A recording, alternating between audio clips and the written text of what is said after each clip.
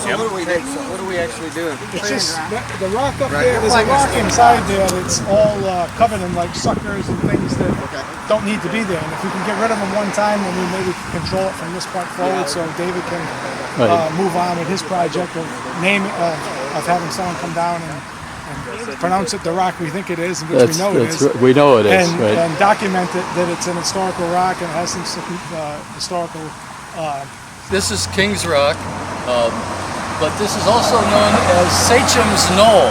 You met Sowams this morning, okay? The Massasoit Usamiquan's oldest son, Wamsutta, had his settlement here. Okay? Yeah. So when you get a chance, you'll get a glimpse across the street of a large boulder. It's called a perched rock, or balanced rock. It's up on a granite outcropping. You'd see it if that brush wasn't there. We know that this is part of a sacred place. You'll also notice that it goes downhill everywhere around here. That's why it's a knoll. From over here, if it were a little clearer, you'd see the Allens Avenue turbines turning on the other side of the Providence River. Okay, this land was undoubtedly cleared at the time. Native people cleared a lot of their land by fire. It burned twice, once in the spring and once in the fall. It does a great job. You don't have to cut anything. Okay, and you end up with nice open fields, which they use for planting corn and beans and squash. So it was an ideal setup. Anytime you could go to a high place where it was cleared around there, you could then communicate. Anybody know how you communicate with other tribes? Signals, yeah, smoke signals. So they could communicate with people down at Mount Hope, where you were, where you came from this morning, but also Mount Wachusett, which is about 40 miles north of here in Massachusetts, and then Mount Monadnock up in New Hampshire. So we think we're great with our phones and our internet. They had it all over us, okay? Instant communication. Right, smoke always works. Phones, right, yes, yeah. As long as you can start a fire, you're good here. Okay. So the place that we're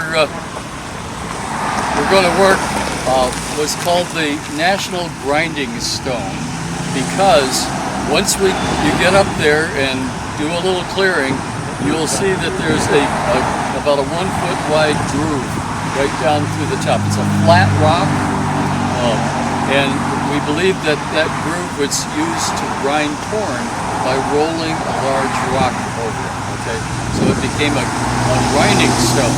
Okay, and that's why it's called the National Grinding Stone. It was later called King's Rock. We're not sure whether it's because of King Philip or King Charles, but it was a landmark, and it sits right, it straddles the Swansea-Warren line and the Massachusetts-Rhode Island border. So it's a significant marker. And as I said earlier, this is the route about 1.5 miles north of here is where the English troops assembled at the start of the King Philip War, marched down here, and went all the way down where you came from this morning at Mount Hope, and expected to find Philip and his troops.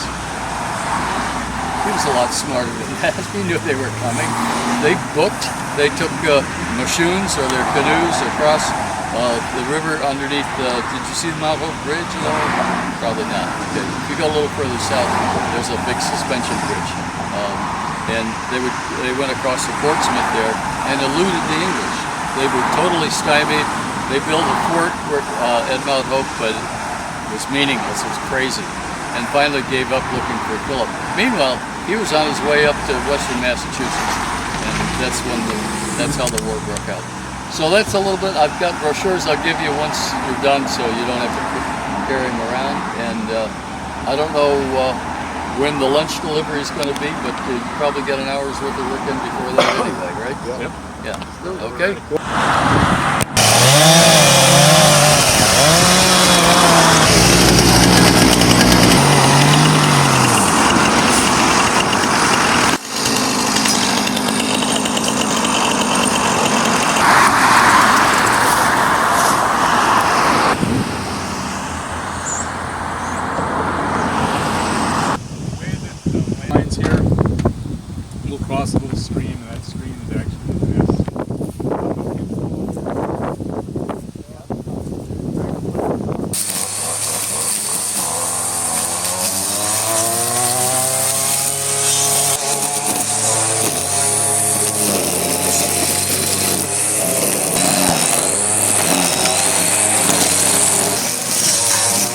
overgrown right here. Yep. And then it, about just before that rock, it takes a left up this little rise. So as much of that as you can just reopen, which is perfect.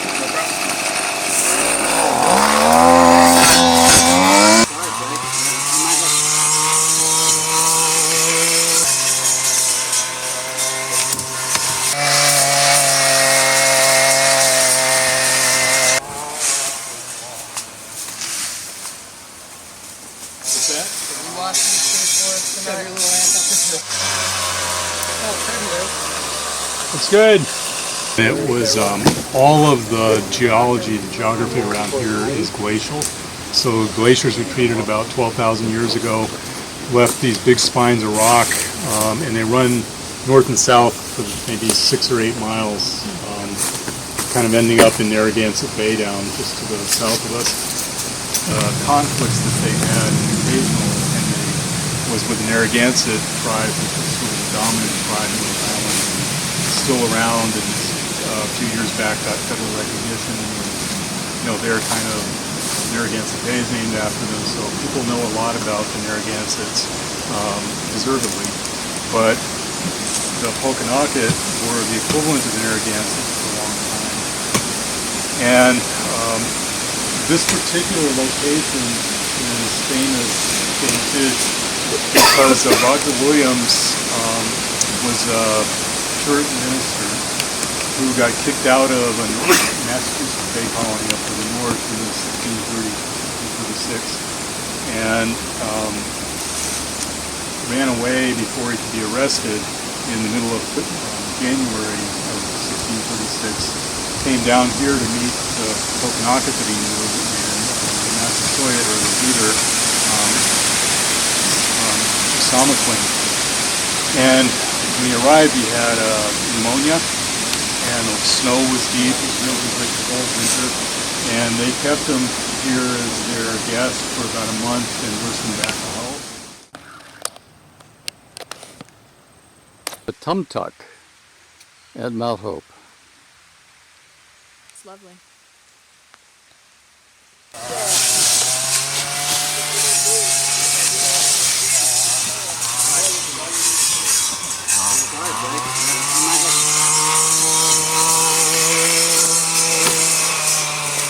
You're getting there now, Cole.